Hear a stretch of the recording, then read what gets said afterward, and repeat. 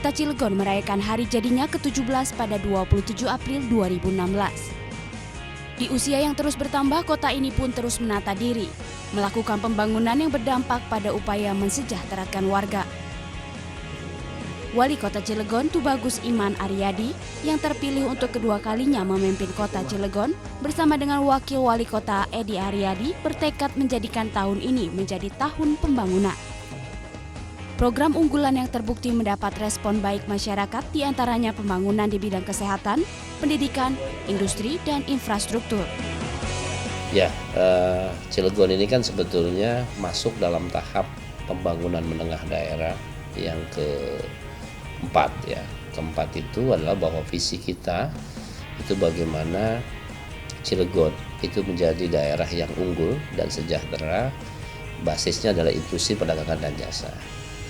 Visi itu yang nanti akan mengantarkan pembangunan Cilegon jangka panjang tahun 2025 itu adalah bagaimana menjadikan Cilegon sebagai pusat industri perdagangan dan jasa terdepan di Pulau Jawa. Nah, dari visi itu sebetulnya kita sudah turunkan menjadi misi ya, termasuk juga agenda 5 agenda pembangunan kita. 5 agenda pembangunan itu antara lain adalah bagaimana agenda Cilegon sejahtera. Agenda Cilegon sejahtera ini saya kira banyak sekali programnya, termasuk Cilegon ini memberikan bantuan masyarakat langsung ya, BML pada masyarakat yang tidak mampu. Ada juga program yang sifatnya sosial, ada raskin gratis. Pendidikan kita sudah lama cukup gratis dan wajib belajar kita sudah 12 tahun. Angka partisipasi sekolah di Cilegon itu sudah di atas 9 tahun, hampir 10 tahun lebih ya. Jadi itu juga kita lakukan. Hari ini Cilegon kan ingin memantapkan di semua sektor.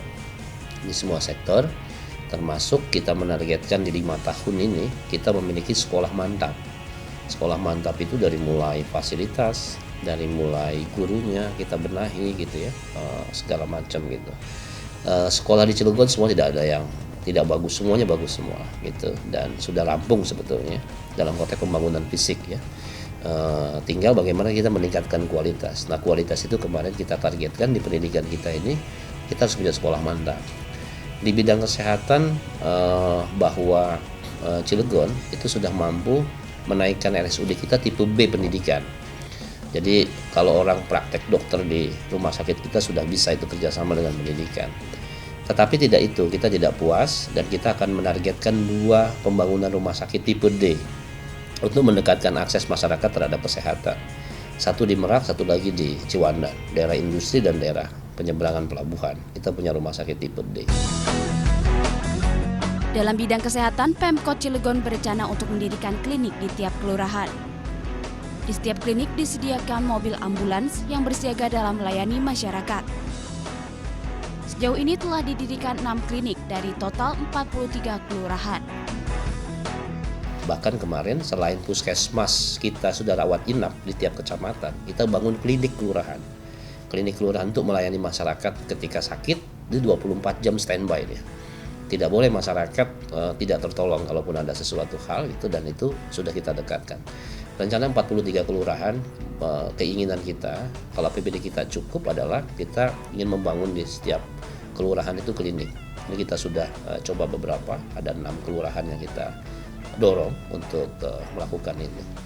Itu adalah di bidang pelayanan dasar ya, pendidikan gitu ya, kesehatan gitu ya, termasuk juga beberapa kebijakan. Kita juga punya mendorong ekonomi masyarakat, program namanya 1 miliar 1 kecamatan. Jadi kita punya UPT-PEM, unit pelaksana tugas pembangunan ekonomi masyarakat begitu, di tiap kecamatan itu ada dana standby 1 miliar.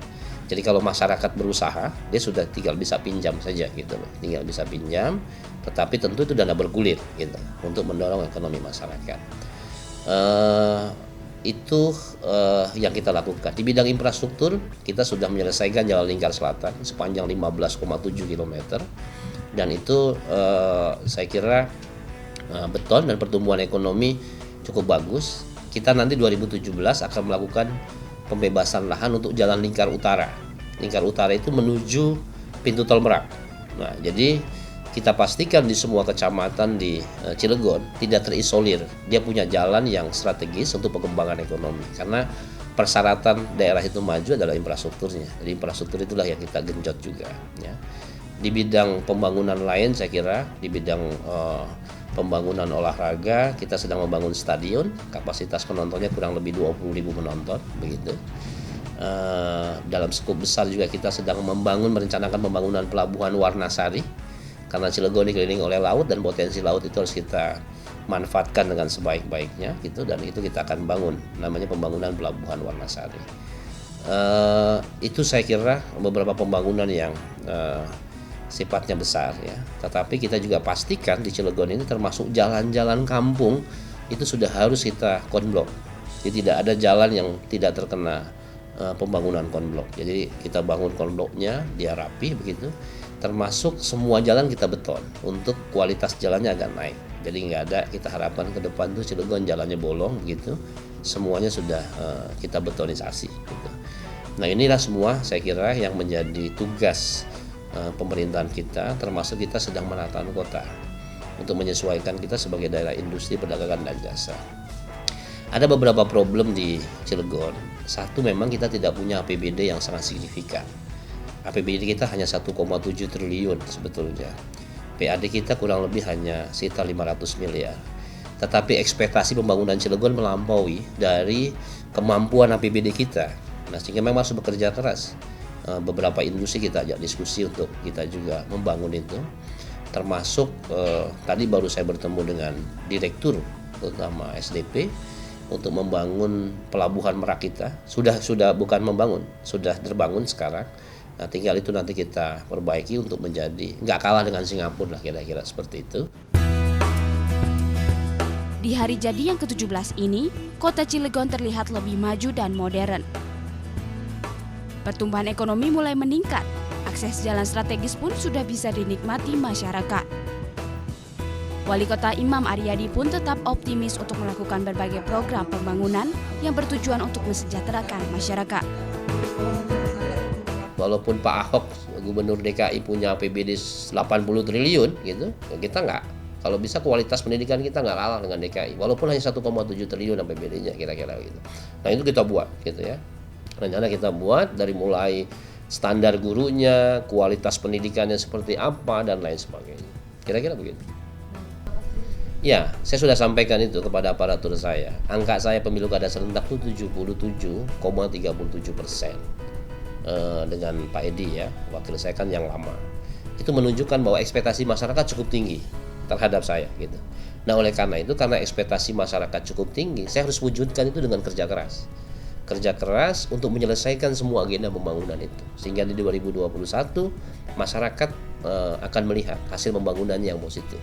Sehingga nanti kalau orang milih itu, milih Pak Iman itu jelas angka 77,37 itu ya tidak mengecewakan. Itu yang kita harapkan. Nah oleh karena itu untuk mewujudkan ini, maka di tataran implementasi SKPD-nya harus kuat. Maka saya sudah bilang, yang nggak sanggup minggir dulu gitu kan. Kalau nggak kita ganti gitu, yang lain kan begitu, untuk percepatan pembangunan ini. Ya saya kira kalau di Cilegon kan persoalannya adalah banyak hal ya. Karena Cilegon daerah industri pasti ada konflik tuh, buruh dengan industri. Saya akan menengahkan itu, pemerintah sebagai mediasi ya. Lalu masyarakat dengan industri berkaitan dengan lahan, biasanya terjadi konflik seperti itu ya. Dan Cilegon ini kan banyak sekali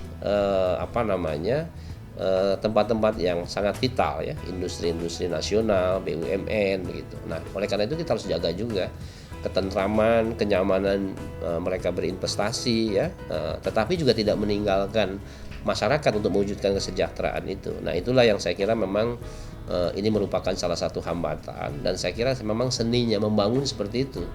Kalau ngebangun gak ada tantangan tuh saya kira semua orang juga bisa, tapi kalau banyak tantangan saya kira akan semakin baik ya. Tinggal bagaimana kita menyelesaikan itunya secara arif saja untuk menyelesaikan masalah-masalah itu.